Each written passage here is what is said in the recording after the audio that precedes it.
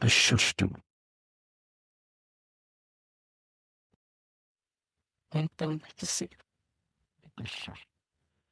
Hello, and welcome back to another episode of Gaming the System, the podcast where three intersectional feminists examine gaming and games through a feminist lens. I'm your host for today. I'm Jem, and I'm here with my friends Alex and Matt. So before we get started, if you want to support us, you can subscribe to our Patreon at patreon.com/gaming the system for some exclusive content. Or you can send us a one-off donation via PayPal to our email address, wearegamingthesystem@gmail.com. And welcome to another episode of Gaming the System. And today I wanted to talk to Matt and Alex about a recent study that found that feminist women gamers are blamed more for the sexism that they experience in games.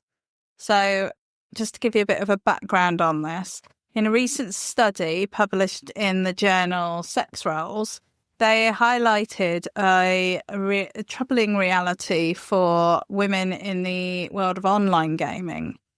The research showed that female gamers who identified as feminists or engaged in actions that promoted gender equality are often blamed more for experiencing sexist incidents whilst they're playing online.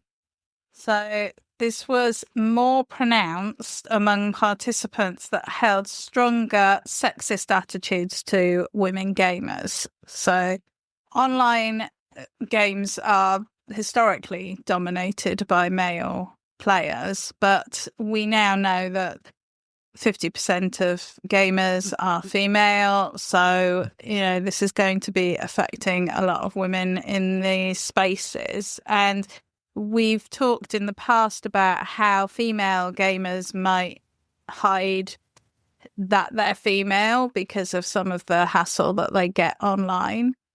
And this is a depressing sort of subset of that, meaning that people are not only having to hide their gender, but they're also having to hide, the fact that they might be fighting for equality and, promoting a more fair treatment of people. So the way that they found this, they did this research was they looked at, they did two studies and they got participants who were regular video gamers, and they had men and women, and ranging from 18 to 52, so big, broad group. And they asked 291 participants, or they presented 291 participants with a hypothetical scenario in which a female gamer named Lucia was ridiculed by male teammates after making a mistake while playing League of Legends. And then they asked them, they randomly assigned them to two groups. In one group, they were told that Lucia was a feminist and a member of a feminist association, and she advocates for gender equality in video games. In the other group, she was described as a regular gamer, no mention of feminist affiliations. And what they found was that when participants were asked to rate the extent to which they blamed Lucia for the sexist comments she received, they were more inclined to blame Lucia if they had been told that she was a feminist.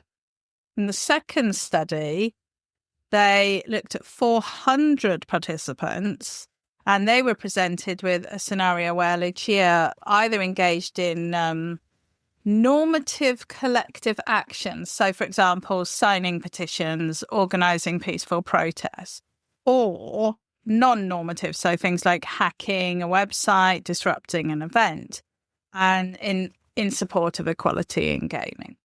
And they then rated their level of blame towards Lucia based on reading about her sexist interactions with teammates again.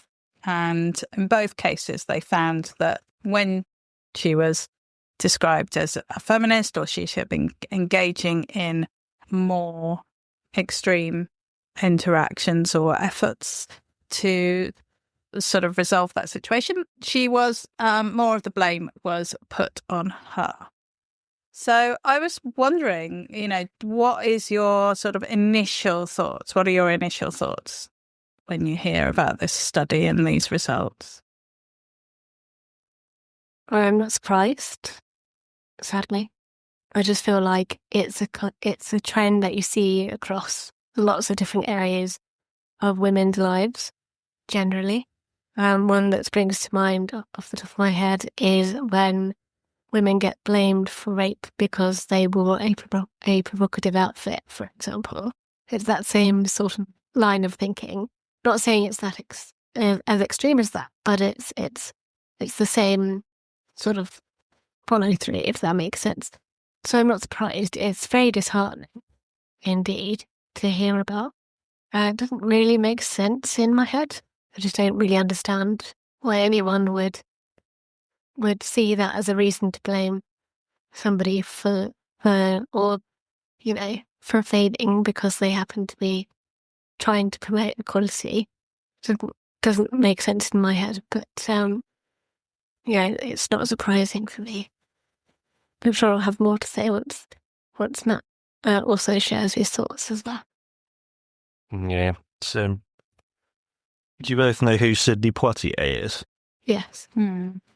Yeah, so he's been coming up on my algorithm recently, seeing these fabulous scenes from his movies in the 60s. He centered race in his movies quite a lot.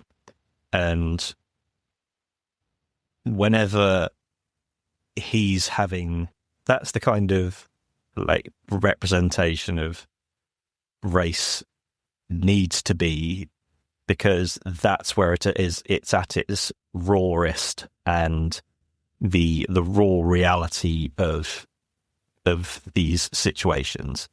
Because when it is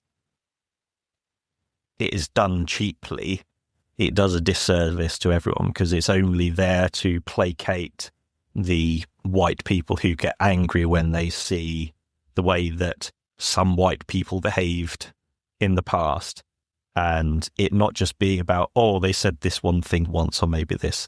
It's the institutional nature of it. It isn't just, you can't say anything these days. It was the Civil War that said, right, you can't own black people anymore. But then they went, I'll get around to why this applies to this in a minute.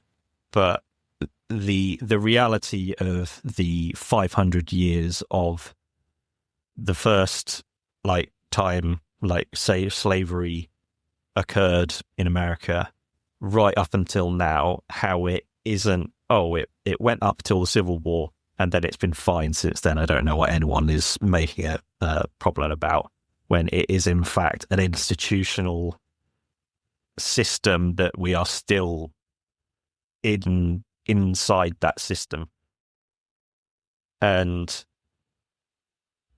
whenever someone talks about the true system, the dark system, the true horror of it, there isn't just a few bad apples or a few nasty words. It is 500 years of an institutional, legal and logistical elements that were done on purpose. And then I've been thinking about the Nazis recently and iced, and how all these people who when they're when history is on the right side eventually, and people are looking back and seeing how things actually were, these people always go, it wasn't me. I wasn't the one doing that. I was always on the good side. I was just going along with things. And the reason this applies in this area is people doing the horrifying worst thing that they feel like doing, the way that these presumably men react in these situations, and the more outspoken and politically active a woman might be, the more aggression they are received with. And that what needs to change is these men need to not feel comfortable saying those things. If they think and feel those things, they should be the ones that are worried about saying that out loud because of how they're going to be treated. And that is what happens when institutions are on the side of the people who want more rights and more equality. So like with segregation in America, it was legal.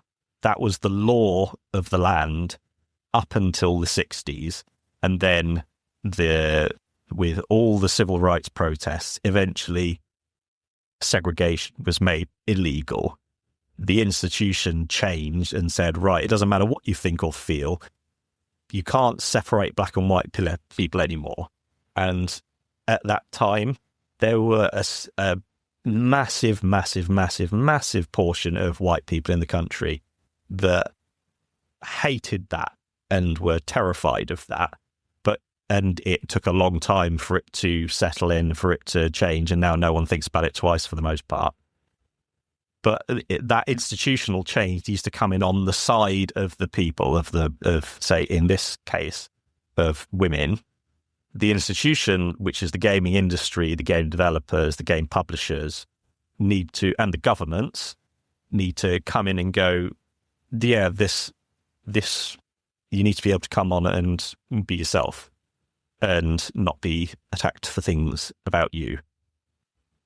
And this is just another symbol of going, right, this is the system as it is now. This is where we are in the system. We're not in a post-racism, we're not in a post-misogyny world, which is what they have been led to believe, that we are very, very much still in these systems.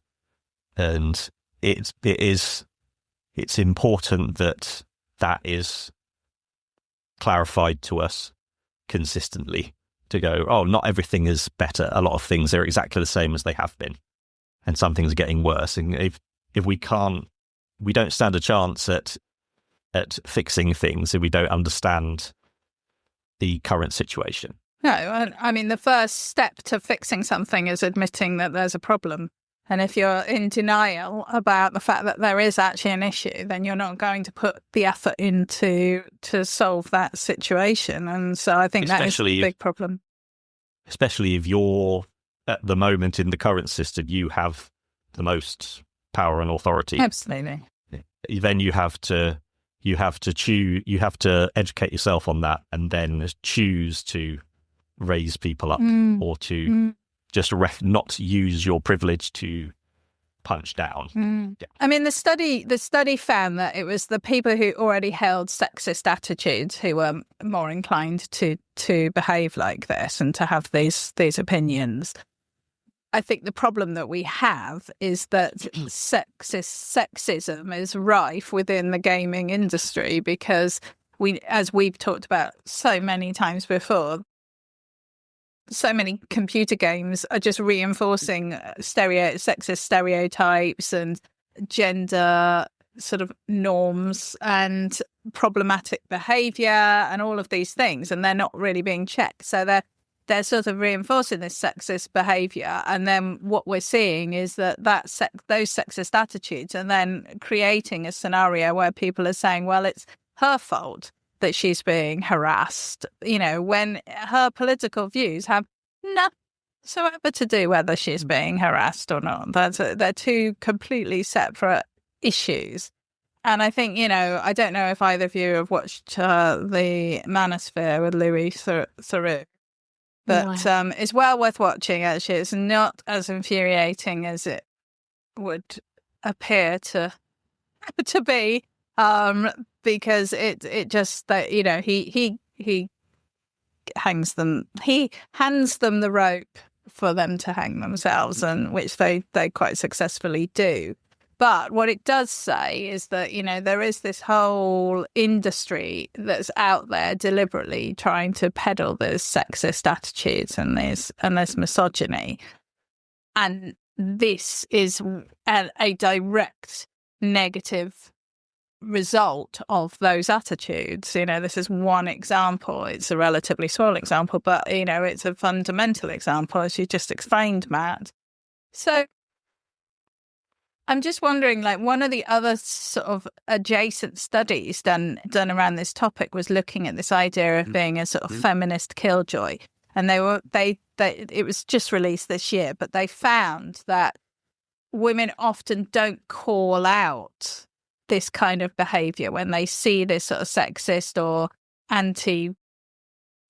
anti-female behavior, misogynistic behavior. They don't call it out because they don't want to be accused of being a feminist killjoy. And I remember years ago, a friend of mine, a very good friend of mine, who has since seen the light, he said to me, but do you want to be one of those women, when I was kind of extolling the virtues of feminism? And I was like, hell yeah, I want to be one of those women. But even being one of those women, I do find it difficult to, be the person at the party or at the meal out or at the family event to sort of say, no, that isn't okay, or, that's sexist or that's misogynistic. It's hard to step outside of your comfort zone and challenge somebody else's views in that way. And and I've had years of practice of, thinking about it and going through my arguments, and, I have a lot of logical backup behind my position that I've spent a long time thinking about. So, but I feel that it's an anxiety inducing thing to step in the real world and say those things. So expecting just everybody to do it is challenging. But I'm just wondering whether you've ever had that moment where you've seen sort of misogynistic or sexist behavior, and you've sort of been like, I should step in and say something, but you know what, I'm just gonna let it slide. I'm just gonna, not because you're scared of what people might think or that you're scared of being attacked, but because you just don't want to be a killjoy. I've certainly experienced it a few times in various workplaces where I think the atmosphere, particularly if you're working in an office, you don't want to be like the person that rains the vibe for the day, or, whatever. It is incredibly difficult, as you say, Jill. It is quite anxiety-inducing. I experience similar things when I always try and advocate for people to call out when things are maybe ageist as well, which is incredibly hard to do too. And I've done it myself when out and about in public, and oftentimes people react very negatively to being called out. I think perhaps because maybe they already know, maybe they're a little bit ashamed of being called out, or that someone has taken the time to actually say something, or maybe they had no idea and they're just embarrassed that they didn't know better. So I think on a similar level, that might be something of what's going on, perhaps to that kind of reaction to being called out is just a little bit of shame and embarrassment. They weren't behaving, in a more critical and more aware way. Or perhaps that they were just maybe being a little bit immature as well. I think perhaps that has something to do with it from the point of view of sexist and misogynistic behaviour. I also feel it is a lot of the time, quite immature in its leanings. It's about wanting to fit in with the lads, and that definitely, you could say it's generational as well, because I think, I don't know, we could talk ages about this, but I don't know if it carries on from generation to generation or if it's maybe becoming less common now. But I think, like the Louis Theroux documentary shows, that it is there's still a massive problem amongst the male population these days. So who knows? I don't know where I'm going with this really, but Yeah, it is difficult to call it out. And I always applaud when people do, but it is incredibly difficult. But you just got to kind of stick to your guns and say, well, yes, this is what I believe in, and this is what I think. And it is hard because we all want people to like us and to fit in. And when we go against that kind of isolate us in a strange way as well.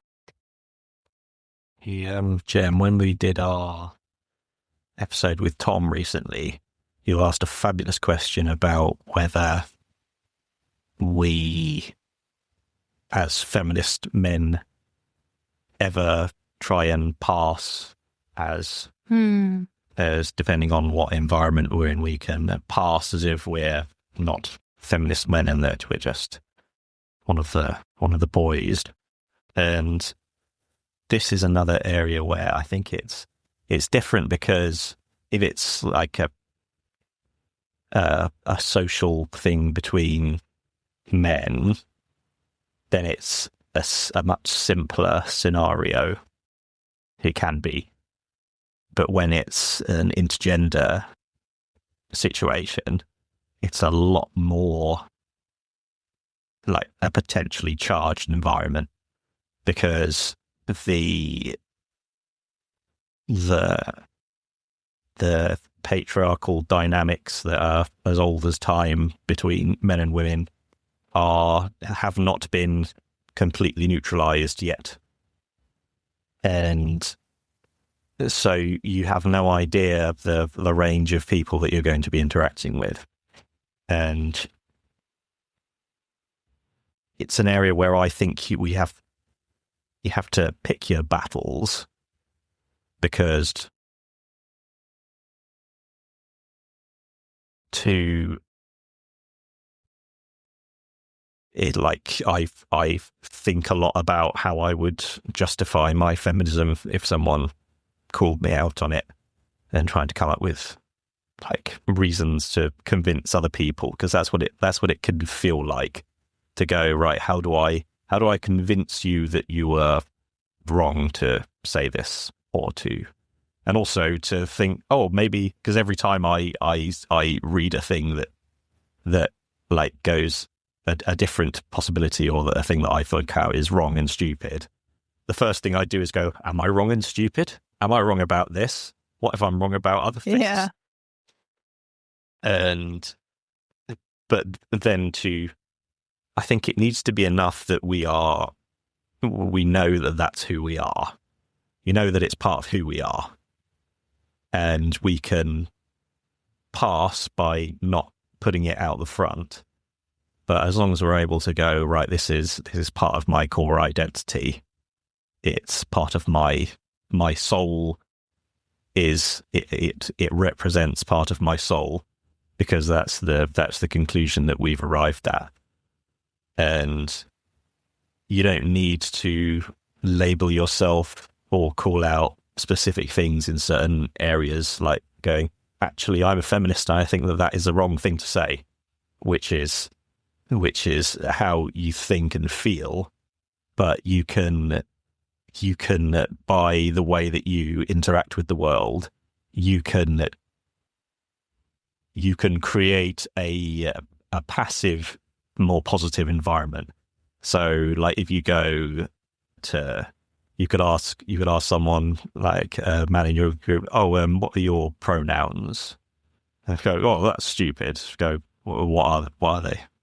Just go, isn't it obvious? You're going, and you go, because if it can come from a place of you're trying to do a nice thing, because if you go to someone who's non-binary and the first thing you say is, oh, what are your pronouns?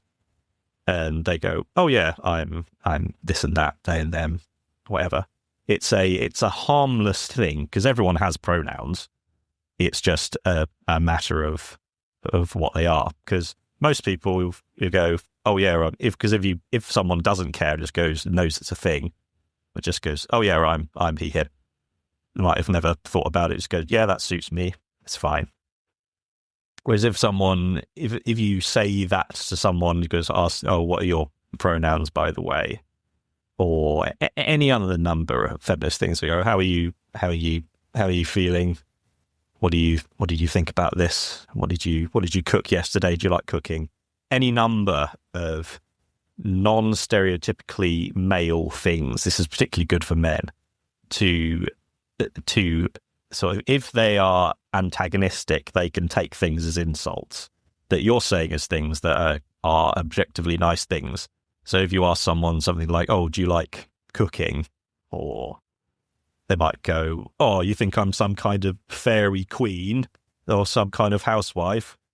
And that's the Louis Theroux thing that he does perfectly, is he sits there and sets someone up, and then they feel safe, is thinking, right, he's like, he looks up to me, he thinks I'm awesome.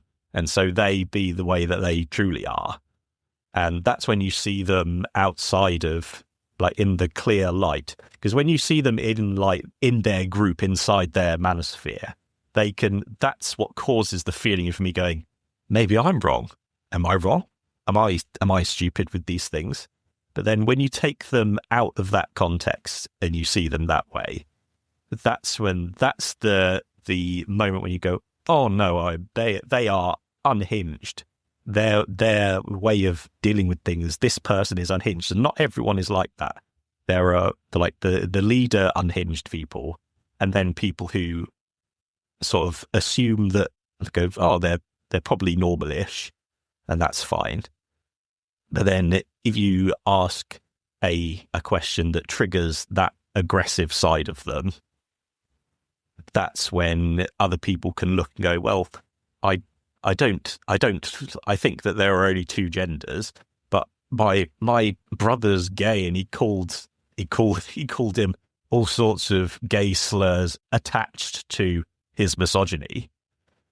So it's enough for us to approach the world with our feminist mindset and we can introduce that to areas. And if someone's attacking someone else, then that's an area where it's better to step in if it's a personal, like, direct attack on someone. If someone's using, like, gendered stereotypes in general, or any number, sort of like the passive environmental sort of issues, rather than being looking, right, you're stupid and you say you're non-binary and that's a stupid thing. That's the time to go to extricate the person from that environment. But yeah, picking our battles, but it coming from, it doesn't have to be as, like, scary and confrontational, because confrontation is dangerous. That's the truth of it. Yeah. And the more antagonized, particularly a man, feels, that's when they get more they become more intense in that way, which is another massive part of what this study is showing, is that the more you, quote unquote, rock the boat, the more aggression you're going to get in response. Absolutely. I mean, there's so many, you raised so many interesting points in that. I wanted to pick up on the point you made about sort of passing, and about how, and I think it's, it's possible for all of us to pass in this respect, because we can just let it go. We don't have to engage. We don't have to challenge people. And even though I do think that as much as we can, as in a way that's safe, we should be challenging people. I think, as you say, it's well worth picking your battles, and it also doesn't have to be head on. It doesn't have to be aggressive. And I think, Alex, what you were saying about it, sort of people responding quite negatively because they're feeling that they've been criticized. I mean, none of us want to be criticized. None of us want to be, told that we're doing something wrong. And even if we go away and think about it and go, well, actually, yeah, no, they had a point,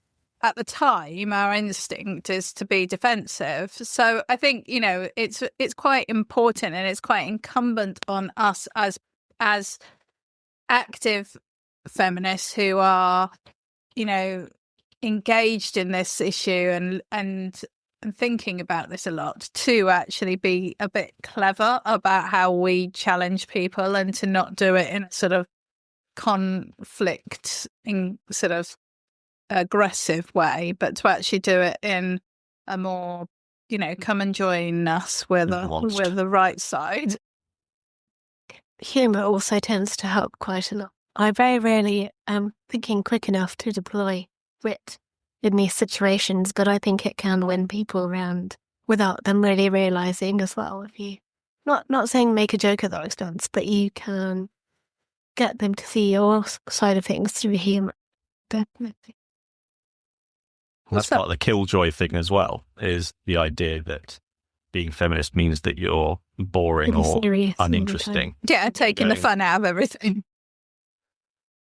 That's just another falsity that goes right. We play games. Our main other thing that we share in common is we play games. We play so many games. We play so much more than 95% of adult people play at any time.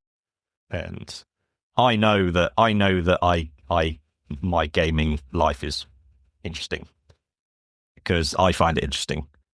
And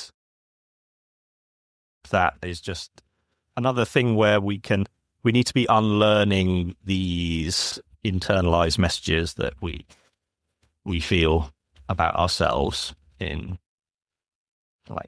thinking about the way people think about feminism and feminists, and trying to dictate how we behave based on that is just maddening. Yeah, in so many ways. I mean, one of the things that the other studies found was that women would conceal themselves. They conceal themselves that they are female. They conceal that they have these views. They might avoid games where they have a very misogynistic characters or themes in there, or they might behave in certain ways and sort of be a certain way in games. And I think I experienced that quite heavily when I was playing World of Warcraft, actually, because almost all of the female players would play healer characters. They would play priests or healing druids. So they were the caregivers, even in a virtual environment. And it was fascinating, really fascinating how much they would do that. At most, they would generally be damage. But it was usually like a ranger, so they'd be back out of the main fight. Whereas my character was a tank, but I feel like even my character was a sort of half in, half out, because I was a druid tank, which meant that I would turn into a big bear and be in there. But I was the main tank for our guild, and we were a really good raiding guild. And so I was right in the centre, right at the middle of the fight. And I was the one who was stopping everyone else getting their butts kicked. Although, in that situation, everyone has a role to play. But there were so many people who would get quite cross about the fact that not only was it a druid tank because they thought that it should be a warrior tanking, but they'd get cross about that. But they'd also get cross about the fact that I was female, and they did not like that the main tank in the guild was female. I loved it because it just set me apart from all the other women. But it was this thing that across the board that, you could almost always guarantee if somebody said, oh yeah, I play World of Warcraft, and they were female, you'd be like, well, what character did you play? And it would be a priest. It would always be this healing role.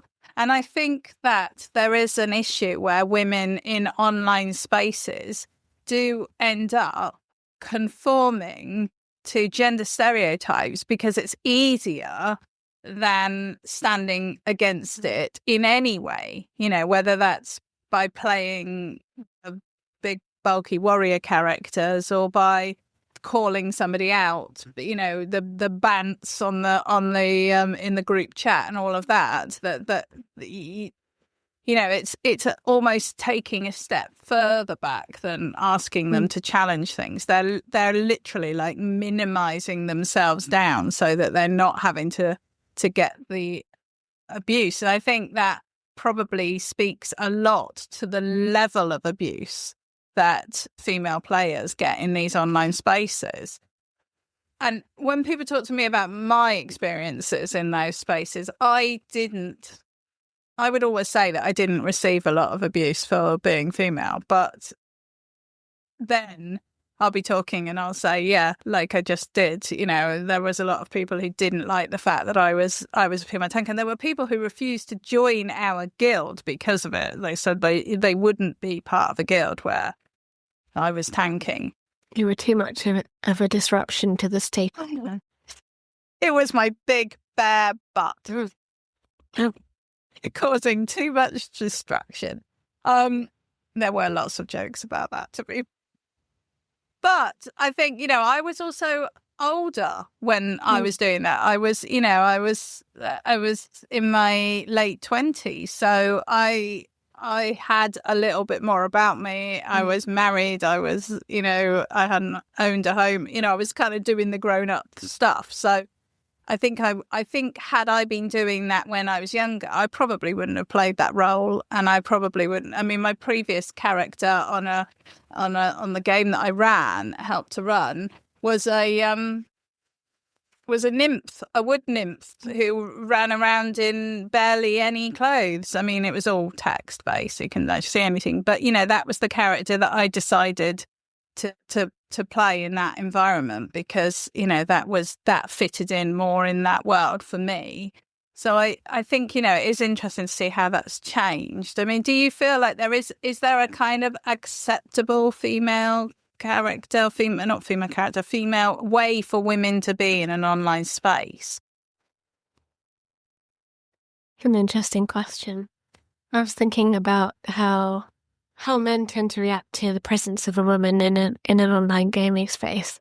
And I think ideally the best way for a woman to be gaming online is however she wants to be, because the more women that are visible, or rather just, you know, not hiding being online, the more normal, quote unquote, it will become for everyone gaming.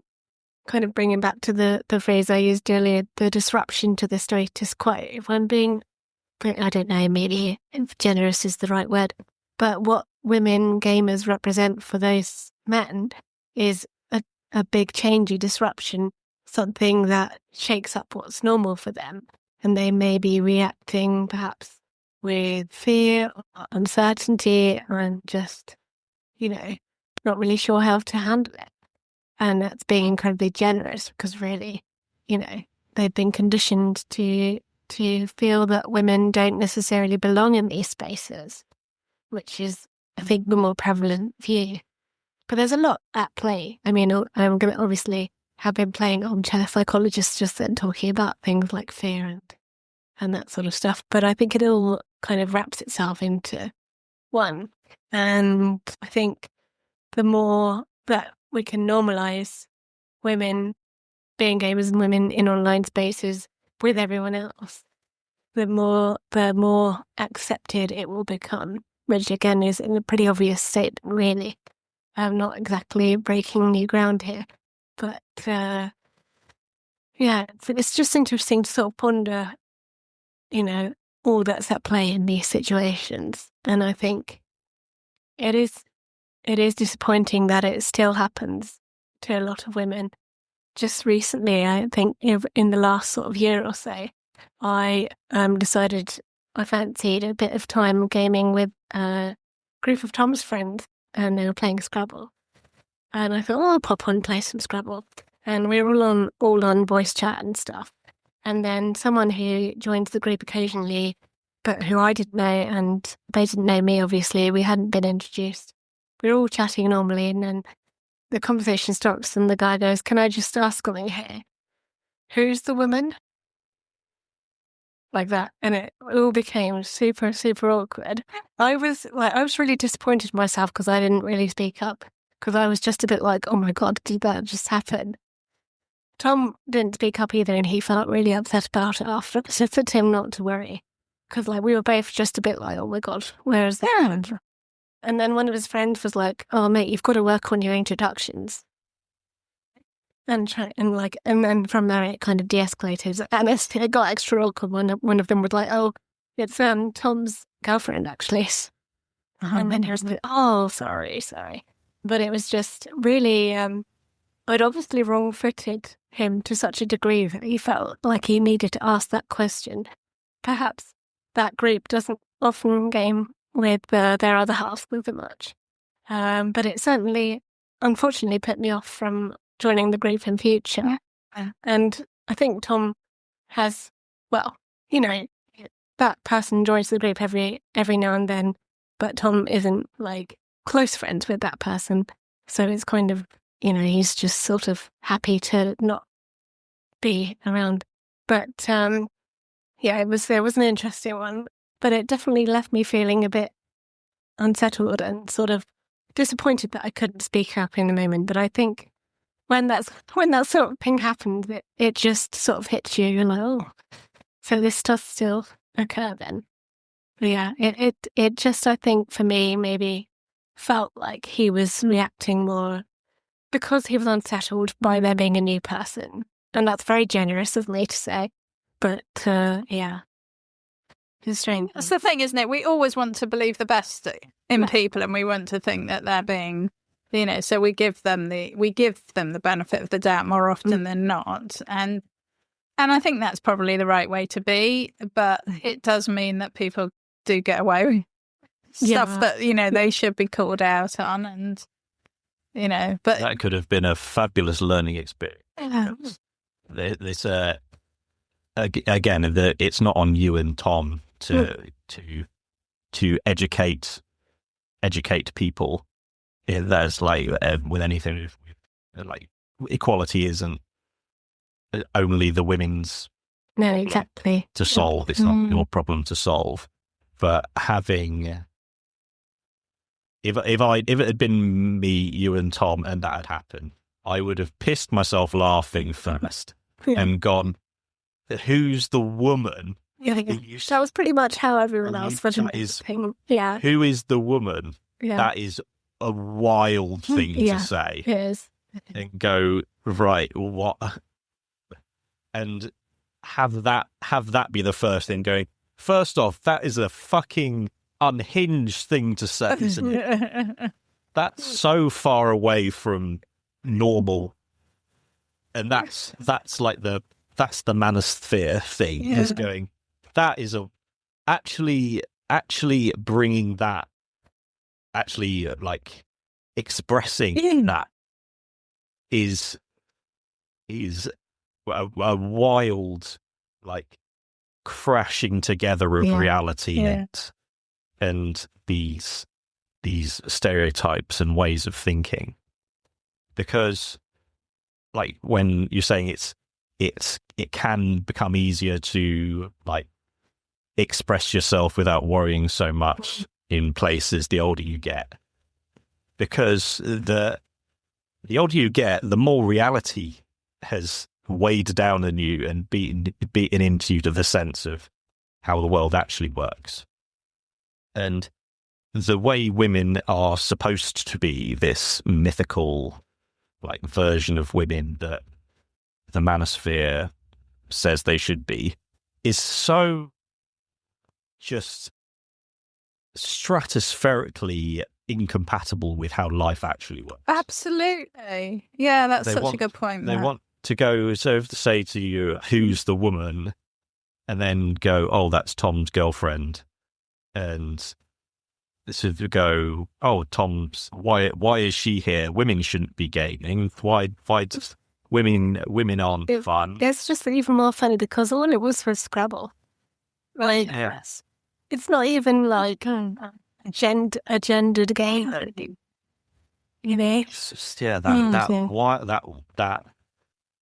that element of that's crazy. So my first thing would have been to piss myself laughing. Yeah. And then that person can either properly change or never come. It should be a sort of a scorched earth thing where you go, if you truly believe that, then you are not welcome here. If you want to double down on that, then you're not welcome here. We don't want that here. If you didn't realize how unhinged that is, it's not just you being rude, it's this massive institutional ecosystem stretching back until like the dawn of time. If you can realize that you said that, not just go, oh, I was just being a bit rude, or I was a bit tired, or whatever. It's because of this long history of things. And go, oh, actually, I'd like to change and not be based on that. Because then the reason certain white people get angry when you talk about racism is because they take it personally. They don't think. I look back and look at like the racism of white people and go, they're not. I hope I wouldn't be like that. I don't know. I have no way of knowing if I wouldn't. But if I look back now and I think I'm on the integrationist side, not the segregationist side. And people who get angry are going, well, I'd probably be the segregationist the way I am now, let alone how I would be in the past. And so if you go to someone like you said that, we're laughing at you now because we think it's unhinged. This is the sort of thinking that leads to this. If you want to look at why you said that, you can. And if you go, oh yeah, my perspective on women has been built up from this system, that's the system's fault.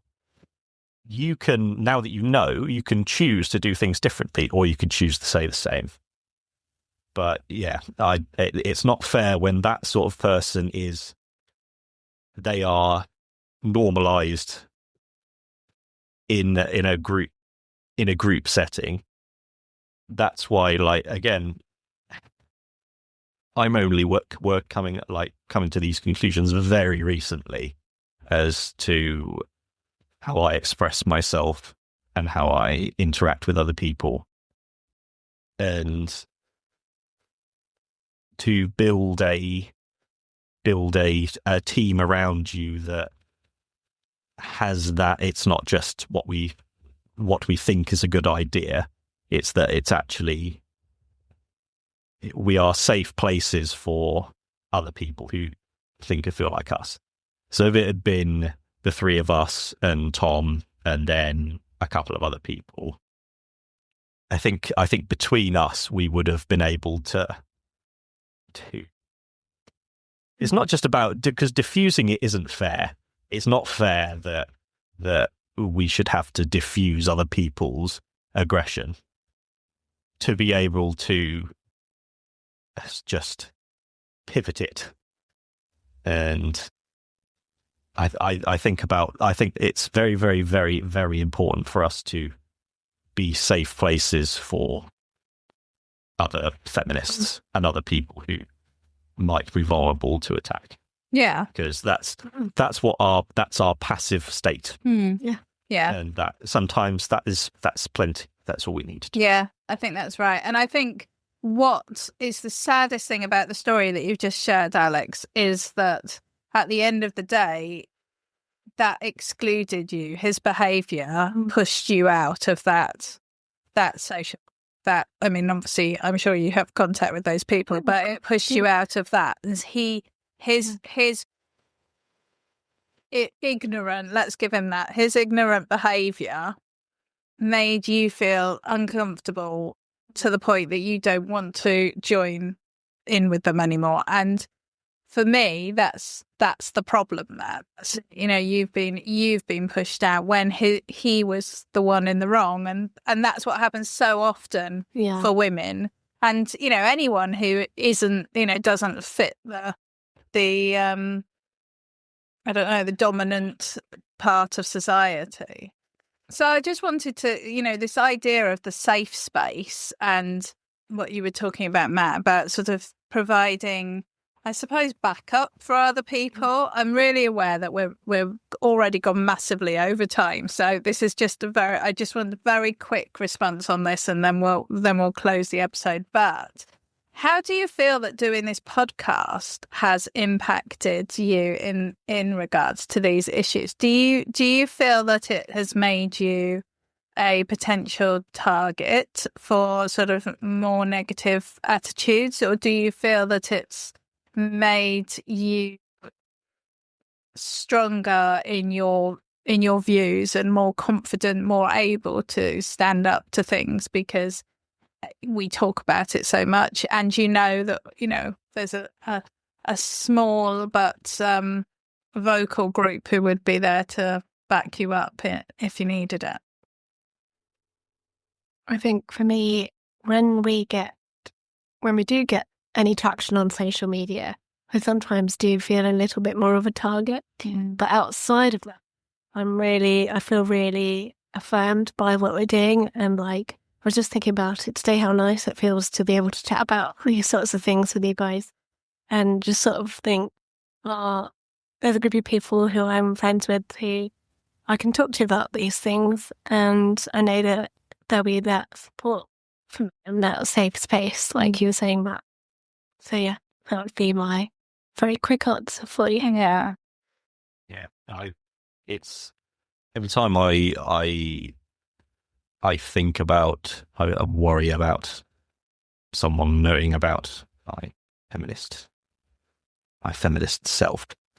I've been very inspired by watching the Angry Joe show, actually, because Alex there he's 6'5", he's hench, and he looks like the sort of person who would not be a gamer, because he's 6'5" and got a great head of hair and a beard and is hench.